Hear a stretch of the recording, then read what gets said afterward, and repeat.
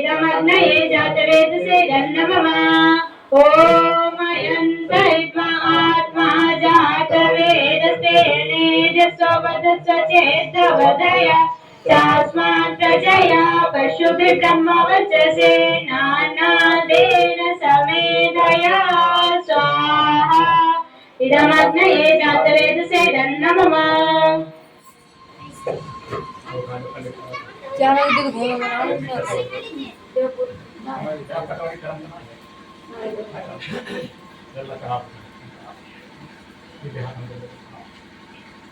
ओम अधिदेन मन्यस्व।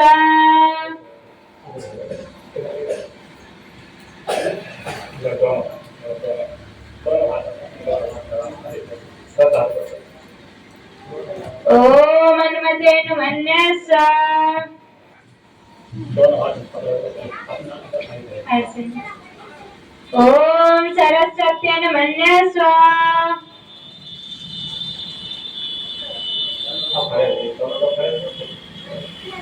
ओम देव सवितः प्रसूवयजं प्रसूवयज पदिं भगाय दिव्यो गन्धर्वाकेतपुः केतं नः पुनातु वाचस्पतिर्वाचं नः स्वदतु।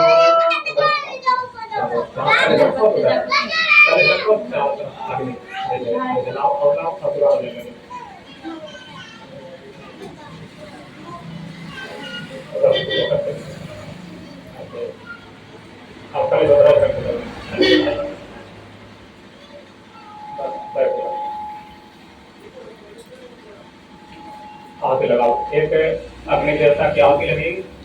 ओम अग्नये स्वाहा।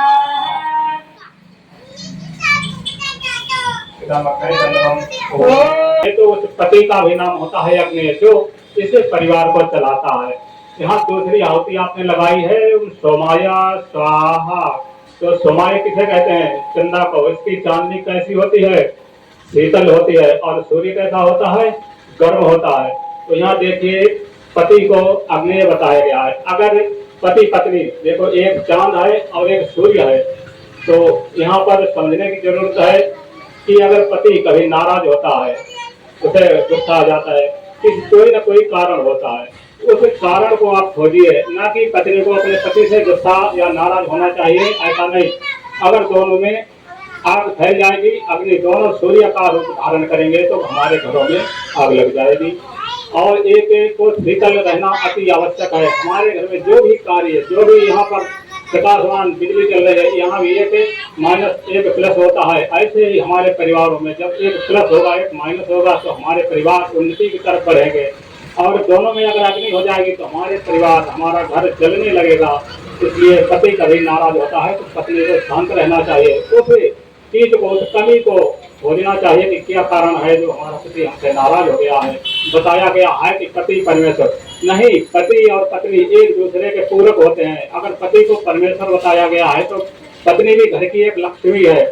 पति कितना भी कुछ जोड़ ले, लेकिन अगर पत्नी लक्ष्मी का रूप नहीं है तो वो परिवार, उस घर में कोई धन इकट्ठा नहीं हो सकता। यहीं पर अगर पति को भी समझना चाहिए, अगर पत्नी नाराज हो जाती है तो कोई कारण होता है तभी नाराज होगी, कुछ ना कुछ कारण अवश्य होता है। तो उस कारण को खोजिए। पति को नाराज नहीं होना चाहिए, उस समय उसे गुस्सा करने का अधिकार है। तो वहाँ पर सहन करने की, अगर हम सहन नहीं करेंगे तो हम चल नहीं पाएंगे। हमारे झगड़े चलते ही अगर घर से निकलेंगे तभी हो जाएंगे, तो घर से नहीं निकलेंगे घर में ही हो जाते हैं। तो हमें सहन करने की आदत डालनी चाहिए। पति और पत्नी में जब ही बनेगी जब एक दूसरे को सहन करेंगे। ठीक है, अब आ गए सभी लोगों को सामग्री बांटेंगे और ध्यान देंगे। ओम के साथ उठाना है और स्वाहा के साथ चढ़ाना है। क्रिया आगे पीछे नहीं होनी चाहिए और थोड़ी थोड़ी चढ़ाएंगे। बहुत लोग हैं, सभी लोग इसमें शामिल होंगे, सभी को आहुति लगानी है, चढ़ाएंगे। सब लोग बोलेंगे, स्वाहा बोलेंगे। ठीक है साहब, इसका पुण्य मिलता है। जब अपने आत्मा से स्वाहा बोलते हैं इसका पुण्य मिलता है।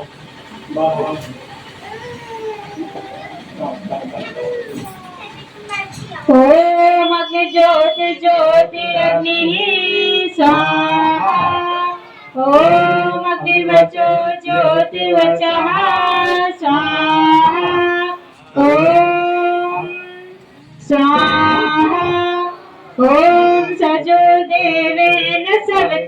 शजो रात्रेन्द्रवत्या जुषाणो अग्निर्वेतु स्वाहा ॐ भूरग्नये प्राणाय स्वाहा इदमग्नये प्राणाय गन्नमम ॐ भुवर्वायवे पानाय स्वाहा इदं वायवे पानाय गन्नमम ॐ सुरादित्याय व्यानाय स्वाहा इदमादित्याय व्यानाय गन्नमम ॐ भूर्भुवः स्वरग्निवायवादित्येभ्यः प्राण अनद्यानेभ्यः स्वाहा इदमग्निवायवादित्येभ्यः प्राणापानप्यानेभ्यः गन्नमम ॐ आपो ज्योतिरसोमृतं ब्रह्म भूर्भुवः स्वरों स्वाहा ॐ यां मेधां देवगणः पितरशो उपासते तया मामद्य मेधयाग्ने मेधाविनं कुरु स्वाहा ॐ विश्वानि देव सवितर्दुरितानि परासुवा यद्भद्रं तन्नया सुवा स्वाहा ॐ आजस्मज्जोराणमेनो भूष्ठान्तेन मौक्तिं विदेम स्वाहा ॐ भूर्भुवः स्वः प्रचोदयात् स्वाहा ॐ भूर्भुवः स्वः तत्सवितुर्वरेण्यं भर्गो देवस्य धीमहि धियो यो नः प्रचोदयात् स्वाहा